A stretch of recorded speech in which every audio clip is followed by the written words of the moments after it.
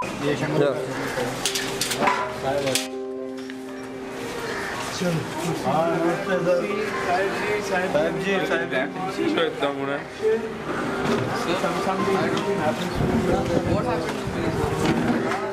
I don't know how I reached this place. Today I came back to my bed. Just came back to my room. I wake up and I see myself in a mysterious place. Then what happens is that I see your name in the hospital's list.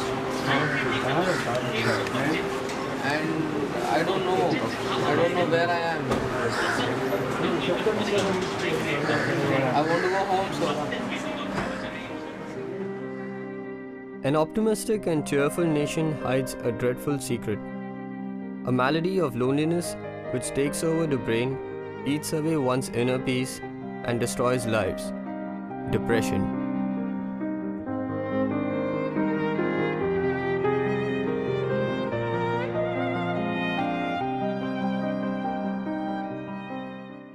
When there is persistent sadness of mood lasting for more than 15 days.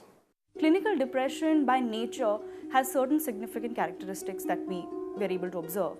One is that it's persistent in nature. So you'd probably observe someone with low mood or sadness that goes on for more than probably 2 weeks. Depression is, most of it is behavioral changes, anxiety showing. One line definition, you are defocused.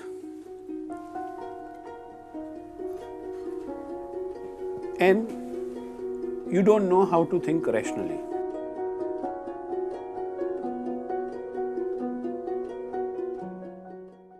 There are certain neurochemicals like serotonin, dopamine, norepinephrine and many such, and various endorphins also. So these are the chemicals which are the positive chemicals.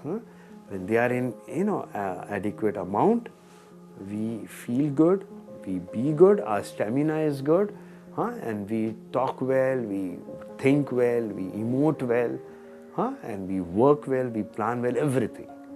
But the moment something happens with these chemicals, either they may go very less, so then you go into depression, or some chemicals like dopamine may go very high, so then you go into mania or you go into excitement, and sometimes there's too much of interaction, so you may go into psychotic breakdown and many such things. It's pervasive in nature. So basic sadness would impact one sphere of our life. Clinical depression tends to impact not just our personal sphere, but also our professional, social, occupational, other aspects as well, right? So it's pervasive in nature in that sense. Another aspect of clinical depression is that it's not just simple sadness that you see in a person with depression. There is also loss of interest that you'll observe in a client, in a patient with clinical depression. You will also observe fatigue, the person experiencing lethargy. There is, feelings of worthlessness, hopelessness that the client experiences, as well as a significant impact on their appetite and, sleep patterns, weight gain, weight loss. It differentiates from client to client. And a very important component is probably related to the aspect of death wish, suicide-related thoughts as well, which again can be in certain patients, may not be in certain patients. So clinical depression is not just plain simple sadness, but it has other components as well. It was building up slowly at the time when I was working. So I was working in a place of, I was working in a desert. It was too much solitude, and I was doing something that I did not like. And what depressed me was that I knew what I liked, and yet I was here. So I felt that I was not strong enough to take certain decisions in my life. And then there were other things relating to this, how other people saw me in life, what other people expected of me. And when I just looked for security and tried to go and live a settled life, I actually not only fell in their eyes, but I fell in my own eyes. I would come back home and just lock myself in my room. I would lie to my mother that I've eaten and all, and I don't feel like eating. I would skip dinner, and because of which I had a lot of fights with my mother, like a lot, because I did not feel like eating and she wasn't okay with that. I was around 12 years old, and my parents, they changed my school. And because I was maybe about to hit the puberty, or I had already hit the puberty, so I had changed my school and it was affecting me a lot. So I would cry myself to sleep every night. I was reading a lot of like dark, gory stuff at that time. Like I was reading a lot of Zola and Poe and writers like them, and I would try to probably help myself by doing something creative. Like I would try to, maybe write or do something, but nothing really worked. So I was not that playful anymore because I was because of the life I led, I was bitter, right? So I treated everybody like that, and if anybody caused me pain, I would not like sit on my own.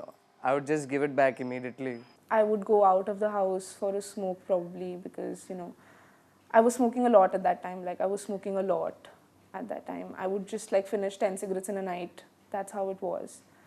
I would go out for walks in the middle of the night and keep smoking and keep like crying in the middle of the street. I have depression, I have chronic depression, and can you figure that out? Because I'm somebody who's extremely loud and who's extremely happy most of the times and who's very like kind to people, and I'm also not very inwards, I'm also very outspoken and very extrovert. So there is no such bracket of depression that, people who are suffering from depression, they are quiet, they are introvert, or they do. I mean, somebody who's suffering from depression could be doing all the things, all the other normative things that one talks about.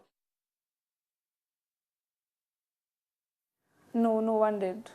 Not my parents, not my friends. They didn't realize it because I made sure that they didn't.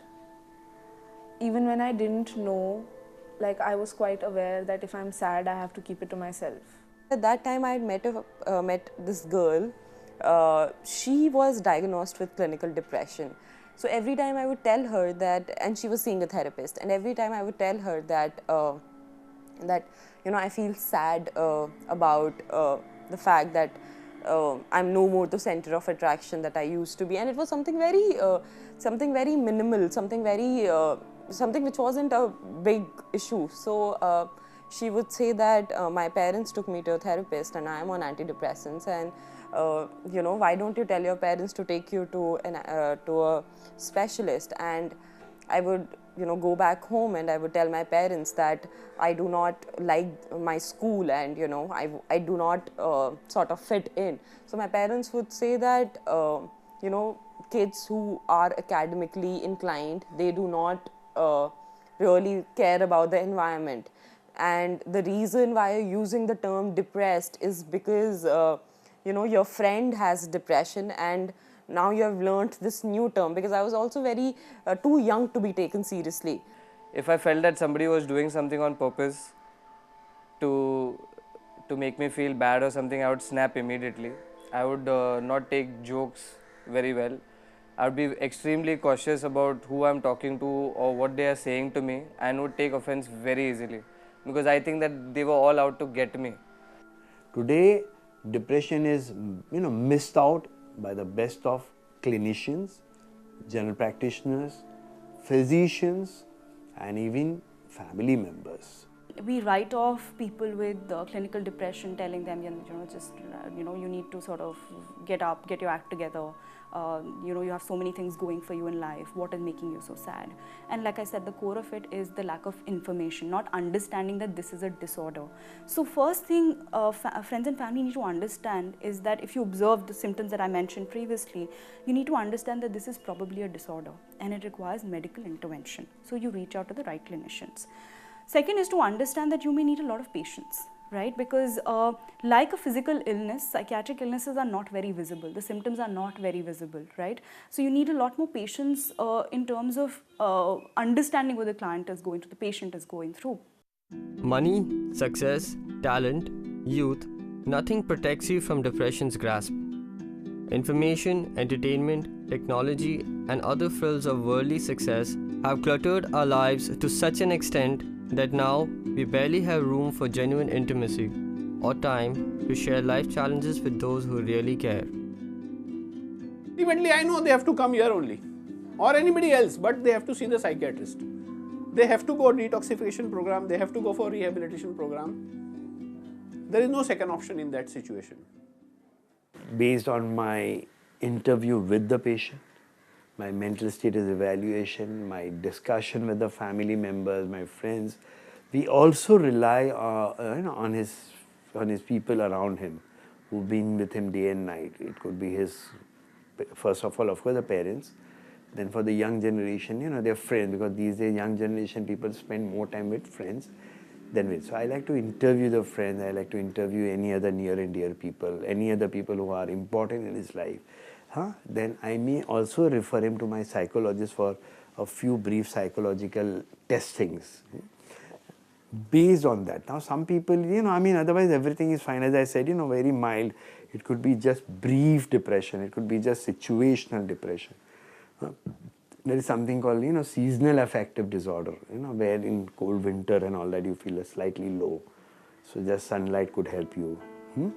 In some cases, just some vitamins could help you. In some cases, just some omega-3 fatty acids or some, such things could help you. And therapy usually should be there for everybody. But when there are clinical symptoms, as per the DSM-5, we have a ICD-10 and DSM-5 criteria. So when those symptoms are there, when there are physical symptoms, somatic symptoms, psychological symptoms, which only talk therapy is not going to help. So then I start him on medication along with psychotherapy. But when a person is too seriously or severely depressed, where there are chances of that, attempting suicide, so their hospitalization is must.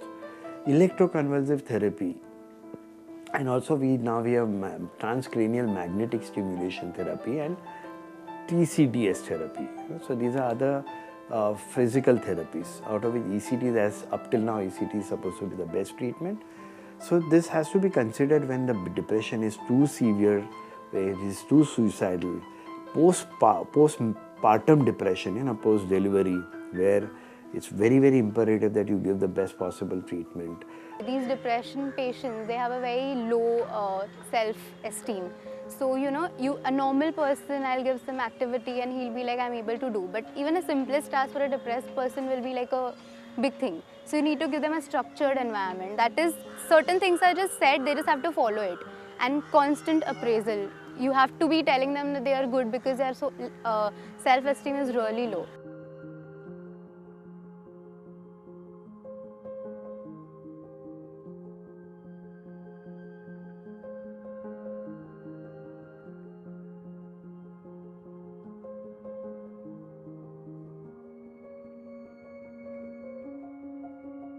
Depression is, if diagnosed in time, most easy to treat. It's better if at that point you ask yourself, what exactly is happening to you? Why are you depressed? If you are depressed, then there will be reasons that this is not working out, this is not working out. If you know that is not working out, go and work that out.